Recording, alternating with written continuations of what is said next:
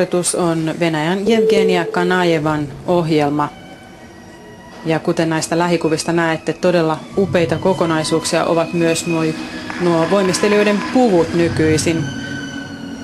Ja täytyy sen verran vielä kertoa, että pukujen hinnat ovat aika huikeita, jopa $500.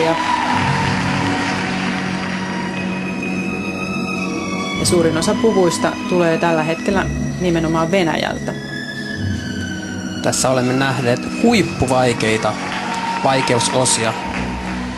Kanajevan tekniset lähtöpisteet hipovat täyttä kymppiä.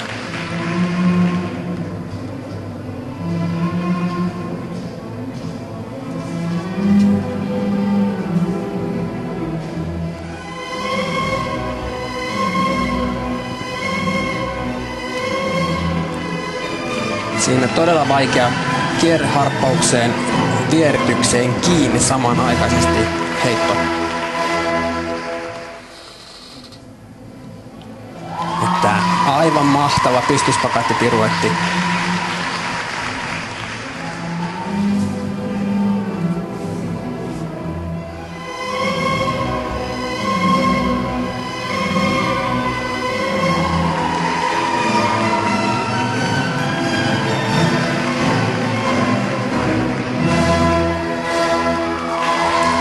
Huikea vaikea lopetus tuonne selän taakse, jalalla kiinniotto vielä tuohon ohjelman lopuksi.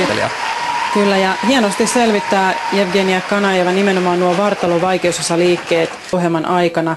Ja näistä siis voimistelija kerää tuonne vaikeuspuolelle pisteitä.